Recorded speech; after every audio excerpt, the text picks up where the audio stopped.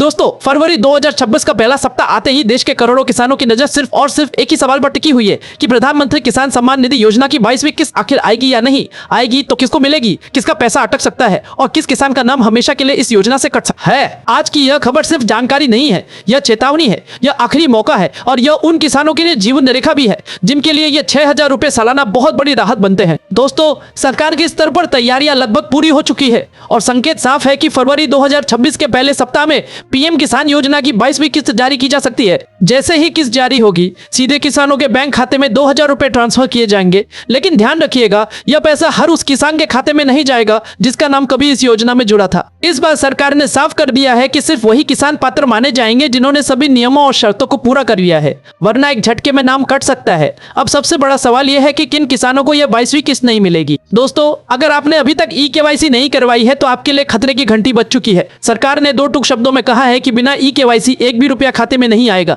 बहुत से किसान सोचते हैं कि पहले भी बिना केवाईसी पैसा आ गया था, आगे भी आ जाएगा, लेकिन यह बहुत बड़ी गलतफहमी है। अब सिस्टम पूरी तरह से डिजिटल हो चुका है और हर किसान की पहचान आधार से जोड़ी जा रही है। अगर आपका आधार कार्ड आपके बैंक खाते से लिंक नहीं है तो भी आपको नुकसान झेलना पड़ सकता है। ऐसे मामलों में पैसा या तो अटक जाता है या फिर वापस सरकार के पास चला जाता है। कई किसानों की पिछली किस्त इसी वजह से फेल हो चुकी है और उन्हें आज तक पैसा नहीं मिला। अगर आपने इस बार भी लापरवाही की तो आपका नाम स्थायी रूप से अपात्र किसानों की सूची में डाला जा सकता है। दोस्तों, अब बात करते हैं उन किसानों की जिनका नाम पीएम किसान योजना से काटा जा सकता है। अगर आपके पास खेती की जमीन नहीं है और फिर भी आपने योजना का लाभ लिया है तो सावधान हो जाइए। सरकार लगातार रिकॉर्ड की जांच कर रही है और जिन किसानों के नाम पर जमीन नहीं है उनके नाम धीरे धीरे हटाए जा रहे हैं। इसके अलावा अगर आप इनकम टैक्स देते हैं, सरकारी कर्मचारी है, पेंशनधारी है या फिर किसी संवैधानिक पद पर रहे हैं तो भी आप इस योजना के पात्र नहीं माने जाएंगे और आपका नाम कभी भी सूची से हट सकता है। अब बहुत से किसान ये भी पूछ रहे हैं कि ई-केवाईसी नहीं कराने से सिर्फ नुकसान ही है या कोई फायदा भी है। दोस्तों, सच तो यह है कि ई-केवाईसी न कराने का कोई फायदा नहीं है, सिर्फ और सिर्फ नुकसान ही नुकसान है।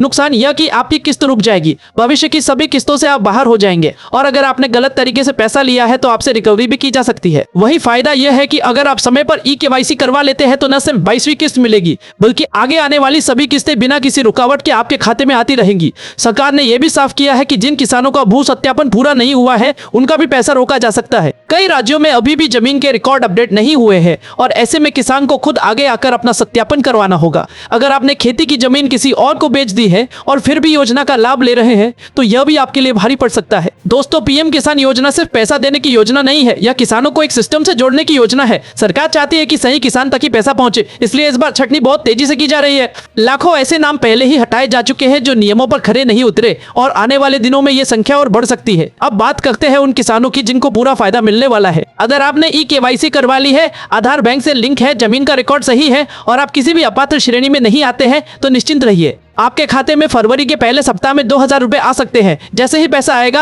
आपको बैंक से मैसेज मिलेगा और आप ऑनलाइन भी स्टेटस चेक कर सकते हैं। लेकिन दोस्तों, अगर अभी तक आपने जरूरी काम नहीं किए हैं तो देर मत कीजिए, नजदीकी सीएससी सेंटर पर जाके ई-केवाईसी करवाइए, बैंक में जाके आधार लिंकिंग की पुष्टि करिए और अपने जमीन के कागजात भी अपडेट करवा लीजिए। आज की थोड़ी सी मेहनत आपको भविष्य में बड़ी परेशानी से बचा सकती है। सरकार ये भी कह रही है कि जिन किसानों का पैसा पहले अटका था, अगर वे अब सभी शर्तें पूरी कर लेते हैं तो उनका रुका हुआ पैसा भी आगे चलकर जारी किया जा सकता है। लेकिन इसके लिए खुद किसान को आगे आना होगा, घर बैठकर इंतजार करने से अब कुछ नहीं होने वाला। दोस्तों, यह खबर खास तौर पर उन बुजुर्ग किसानों, छोटे और सीमांत किसानों के लिए बहुत जरूरी है जिनके लिए ये 2,000 रुपए बहुत मायने रखते हैं। अगर आपके गांव में कोई किसान है जिसने अभी तक ई-केवाईसी नहीं करवाई है तो उसे यह जानकारी जरूर दीजिए। एक छोटी सी जानकारी किसी की बड़ी मदद बन सकती है। अगर आप खुद किसान हैं और आपको अब तक पीएम किसान योजना की कोई किस्त नहीं मिली है या आपकी पिछली किस्त अटक गई थी तो घबराइए मत, नीचे कमेंट करके अपनी समस्या लिखिए। हमारी टीम कोशिश करेगी कि आपको सही जानकारी और रास्ता बताया जा सके। बहुत से किसान सिर्फ जानकारी के अभाव में इस योजना से बाहर हो जाते हैं,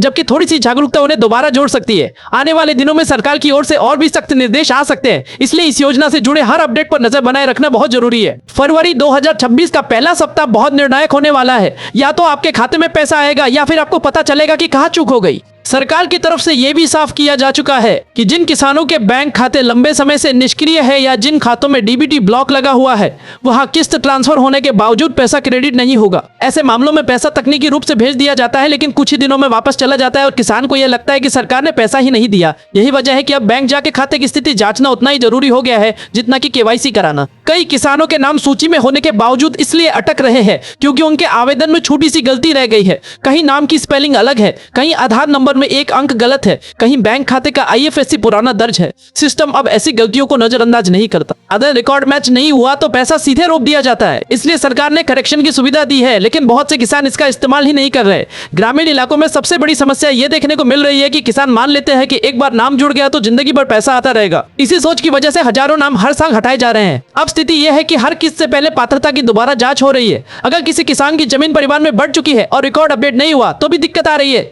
कई जगह पिता के नाम जमीन है और बेटा लाभ ले रहा है। ऐसे केस भी अब पकड़ में आ रहे हैं। सरकार ने राज्यों को यह जिम्मेदारी दी है कि वे अपने यहाँ के किसानों के डेटा को शुद्ध करें। इसी वजह से कुछ राज्यों में किस्त आने में देरी भी हो सकती है। जिन जिलों में भू अभिलेख ऑनलाइन नहीं है या जिन जगहों पर सर्वे अधूरा है, वहाँ के किसानों को ज्यादा सतर्क रहने की जरूरत है। यह देरी स्थायी नहीं है, लेकिन लापरवाही की कीमत किसान को ही चुकानी पड़ती है। एक और अहम बात ये सामने आई है कि जिन किसानों ने हाल ही में बैंक बदला है और नया खाता खुलवाया है, लेकिन जानकारी अपडेट नहीं करवाई है, उनके लिए भी खतरा है। पैसा पुराने खाते में जाएगा जो बंद हो चुका है और फिर वापस लौट आएगा। कई किसान महीनों तक इंतजार करते रहते हैं और बाद में पता चलता है कि गलती सिर्फ खाते की जानकारी अपडेट न करने की थी। सरकार की हेल्पलाइन और पोर्टल पर शिकायत दर्ज करने की सुविधा मौजूद है, लेकिन सच ये है कि समय रहते खुद सुधार करना ज्यादा फायदेमंद है। जब किस्त जारी हो जाती है उसके बाद सुधार करने में महीनों लग जाते हैं। इसलिए अभी का समय सबसे अहम है। जिन किसानों का स्टेटस पेंडिंग दिख रहा है उन्हें इसे हल्के में नहीं लेना चाहिए। महिला किसानों के मामले में भी खास ध्यान दिया जा रहा है। जिन परिवारों में जमीन महिला के नाम पर है वहाँ दस्तावेज पूरे होने पर किसी तरह की रुकावट नहीं आती, लेकिन अगर जमीन पति या ससुर के नाम है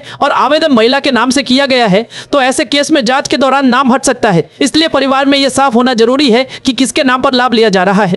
कई किसान ये भी पूछ रहे हैं कि अगर इस बार नाम कट गया तो क्या आगे दोबारा जुड़ सकते हैं। इसका जवाब है कि हाँ, अगर आप वास्तव में पात्र है और सभी शर्तें पूरी करते हैं तो नाम दोबारा जुड़ सकता है, लेकिन इसमें समय लगता है। तब तक की किस्तें छूट सकती है और उनकी भरपाई जरूरी नहीं कि हो ही जाए। गाँव में ये बात फैल चुकी है कि कुछ बिचौलिए पैसे लेकर काम कराने का दावा कर रहे हैं। सरकार ने साफ चेतावनी दी है कि इस योजना में किसी दलाल की जरूरत नहीं है। अगर किसी ने पैसे लेकर काम करने का वादा किया है तो वो आपको धोखा दे सकता है। सही जानकारी और सही जगह पर किया गया काम ही आपको लाभ दिला सकता है। अब सबसे जरूरी बात यह है कि किसान खुद जागरूक बने। मोबाइल पर आने वाले मैसेज, बैंक से मिलने वाली जानकारी और सरकारी पोर्टल पर दिखने वाले स्टेटस को नजरअंदाज ना करे। यह छोटी छोटी चीजें तय करती है कि पैसा आएगा या नहीं। अगर आपके गांव, परिवार या जान पहचान में किसी किसान का पैसा रुका हुआ है तो उसे यह बात जरूर बताइए कि चुप बैठने से कुछ नहीं बदलेगा। समय रहते सुधार कर लिया गया तो आगे की राह आसान हो जाएगी। और अगर किसी किसान को अब भी समझ नहीं आ रहा कि समस्या कहाँ है तो वह अपनी बात कमेंट में लिख सकता है ताकि सही दिशा मिल सके। यह दौर सिर्फ किस्त पाने का नहीं है बल्कि सही किसान की पहचान का है। जो किसान सच में हकदार है उनके लिए रास्ता खुला है। बस जरूरत है सतर्क रहने की और सही समय पर सही कदम उठाने की। दोस्तों,